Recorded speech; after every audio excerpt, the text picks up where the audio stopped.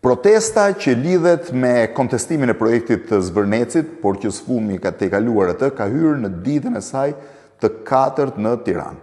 Sot është një protest e paralajmëruar që dje, nuk dihet nëse do të vijojë nesër apo do të thirret një protestë akoma më e madhe ditën e shtunë.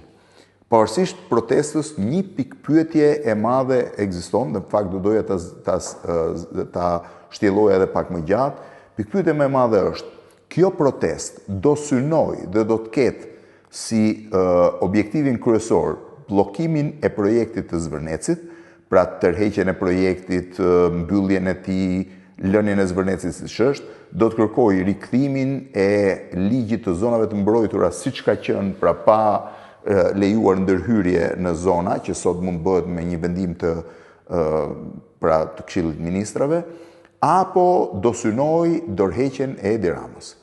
Deri tani, në gjykimin tim, protesta ka nisur për Zvërnecin, por duket se po reflekton një sër problemesh që shfaqen në shoqërinë shqiptare dhe që kanë përgjegjësi politike. Është një protestë e cila reflekton rritjen e çmimeve, varfrimin më të madh të klasës mesme, polarizimin më të madh të shoqërisë, vështirësinë në shërbimet publike, të cilat shumë njerëz i kanë të pamundura, problemet e shëndetësisë, problemet e arsimit, problemet e jetës përditshme, një lloj arrogance që vjen në përgjithësi nga njerëzit me pushtet, jo vetëm pushteti, por njerëzit me pushtet. Njerëzit pushtet fusë edhe njerëz tjerë që mund mos jenë drejt për drejt përfshirë në qeveri, pra një lloj arrogance e njerëzve të fuqishëm ndaj njerëzve të zakonshëm, ndaj atij që konsiderohet qytetari normal. Në protestën e djeshme dhe protestën e sotme janë artikuluar parrulla të cilat kërkohet dorëheqja e kryeministrit Edi Rama dhe zëvendësimi i tij, pra largimi dhe zëvendësimi i tij. Tani këtu ka një problem madhor. Ne nuk e dim si do shkojë protesta. Pse? Sepse protesta për momentin nuk ka një leadership. Ti e ke shumë vështirë të kuptosh se kush janë personat të cilët do negociojnë. Jo rastësisht Rama ju kërkon që të bëhet, pra i ka provokuar duke thënë bëuni një grup për 20 veta, hajde të flasim, sepse e di që në një protestë me 1000 vetë që të nxjerrësh 20 veta, kur nuk ka një leadership dhe nuk ka një drejtim piramidal, është thuajse e pamundur. E dyta, kthehemi tek thelbi i gjës. Nuk mund të ketë asnjë ndryshim pushteti pas zgjedhje. Në demokraci nuk ka një formë tjetër veç zëvendësimit me zgjedhje. Okej, mbetet në drejtën personale të dikujt që t'japi dorëheqjen e parevokueshme dhe të largohet, por kjo është çështje morale. Në aspektin juridik, Rama nuk mund të largohet, por nuk largua me vota. Rama mund të kërkojë sot që të fuzë vendin në zgjedhje, mund të kërkojë një rikonfirmim për veten e tij dhe nëse fiton zgjedhjet vazhdoj projektet që ka bërë, siç ka bërë në 2025. Problemi i dytë është që nëse Rama nuk e bën këtë rikonfirmim, pra nuk tenton, protesta do synoj të detyrojë të jap dorëheqjen. E para nuk dihet sa do të arrijë këtë, sepse për të bërë këtë duhet të ketë një leadership më të konsoliduar të protestës. Por ta zëm që bllokimi edhe protestat masive popullore mund sjellin dorëheqjen e Ramës.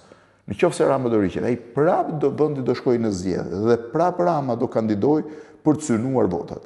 Pra, këtu kemi një problem dhe një ngërsht të madh. Në demokraci kam dëgjuar shumë veta që thonë Rama tiki. Ku tike Rama? Por nuk ikën. Sepse në demokraci njeriu largohet me votë, nuk largohet me deklarata. Që të iki, të zhduket, mos ta shoh, ti mund duash mos ta shohësh, po. Voto kundër ti dhe s'ke për ta parë më, sepse në momentin që humb votat, largohet. Kështu që në këtë aspekt ka një keq kuptim që lidhet me demokracinë.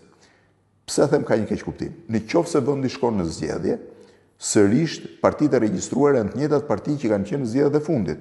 Partia Socialiste, Partia Demokratike, po themi Partia e Agronshejt, Partia e Dreti Klapajt, Partia e Erlind Qorrit, Partia e Lirisë, apo Partia Socialdemokrate. Të gjitha qytetarë që në gjykimin tim deri tani dhe aq sa po kuptoj janë njerëz që nuk kanë votuar në zgjedhjet e kaluara, pra e janë që quhet një analistë dje dhe kun votë e bardhë, do kenë sërish përpara tyre një zgjedhje nga këto që deri tani i kanë refuzuar.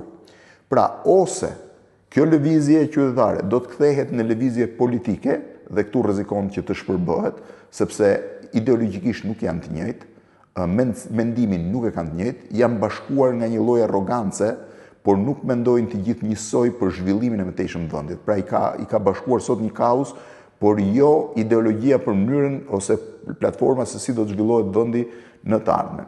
Pra, ose do të krijohet nga kjo lëvizje një forcë politike që do të jetë një lloj amalgame ideologjike, por që ka një synim përkohshëm për të rrëzuar nga pushteti, po themi, Edi Ramën dhe për të instaluar një qeverisje pak më ndryshe, siç ishte për shembull historia e Ciprasit në Greqi me një herë mbas krizës greke të vitit 2008, pra që mund të jetë mundësi, u mblodhën njerëz të ndryshëm, u bashkuan, kontestuan qeverisjen e deri atëhershme, fituan zgjedhje, drejtuan vendin ca kohë, pastaj u larguan në secilin e drejtimin e vet. Pra, o do të krijohet një forcë e tillë, ose nëse do të krijohen disa forca nga kjo lëvizje, pra të shpërndarën 4, 5, 6, 7, sërish rrezikon që vota të shpërbohet, mos motivohet më dhe të mos ketë një zgjidhje përfundimtare. Pra, të ndryshe edhe një herë, nëse sfida kryesore është Zvërneci, nëse sfida kryesore është bllokimi i projektit Zvërnecit, rikthimi i ligjit për zonat e mbrojtura, kjo mund të jetë një çështje tjetër, por edhe kjo do të kërkojë një imponim politik. Sepse për projektin e Zvërnecit, me sa duket, është dakord Rama dhe opozita dhe Partia Demokratike. Pavarësisht se ndahen në mënyrën se si është administruar, në mënyrën se si kush janë pronarët e tjerë, por në parim për investimin janë dakord. Parim për investimin ka një numër të madh personash të cilët e konsiderojnë një gjë të rëndësishme. Pra nëse shkojmë këtë pikë, sërish konfirmimi do jetë politik. Pra duhet që me votë Rama të kontestohet për të thënë që ky projekt nuk do bëhet. Nëse ne bëhet fjalë për dorëheqjen e Ramës, ka vetëm një mënyrë. Dorëheqja mund të jetë përmes zgjedhjeve. Tani çfarë ndodh? Më qellon që dëgjoj njerëz dhe më shkruajnë që thonë, unë e kam votuar Edi Ramën dhe do ta votoj prapë, po ai duhet të riqet nga Zvërneci. Nëse ti e voton prapë, Rama nuk të riqet, se Rama ka bërë publik projektin e Zvërnecit. Rama është zyrtarisht me këtë projekt, do jo vetëm Rama, por në këtë rast edhe opozita shqiptare, dhe do të vazhdoj ta shtyjë atë më tej, sepse pretendon që një projekt për disa miliardë dollar, nuk e di nëse mund të jenë 4 sa thuhet 3, 2 apo 1, po dhe 1 është mjaft, është një projekt që ndihmon Shqipërinë. Pra thënë dhe një herë ndryshe, protesta duhet ketë një argument kryesor. Deri tani ka artikuluar Zvërnecin dhe dorëheqjen e Ramës. Pyetja ime është, nëse Rama thot po dakord, unë po jap sot dorëheqjen dhe brenda 45 ditëve shkojmë në zgjedhje. Për kë do votojnë protestuesit? Do votojnë për Partinë Demokratike, por Partia Demokratike nuk është kundër investimeve tuaja.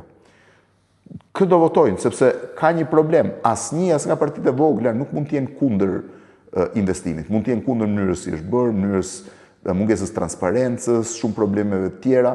Pra pikpyetja kryesore është çdo krizë ka zgjidhje politike. Nuk ka zgjidhje tjera. Është një zgjidhje e dytë, por që në Europë s'ta lejon askush më, është revolucioni. Po që të bësh revolucion, ti duhet mos kesh pra ta marrësh me forcë pushtetin, dhe as nuk e mban dot, as nuk e edhe po e morë nuk e kontrollon dot sepse askush nuk ta pranon. Pra thënë ndryshe, çdo krizë ka një zgjidhje politike. Pyetja ime është, cila është zgjidhja politike në këtë protestë? Protesta po shfryn gjithë pakënaqësinë e qytetarëve ndaj qeverisë, po shfryn gjithë pakënaqësinë e qytetarëve ndaj arrogancës, ndaj të gjitha problemeve korrupsione të tjera, por nuk e adreson me votë. Ka vetëm një mënyrë se si ndryshojnë gjërat me votë, nuk ka asnjë formë tjetër.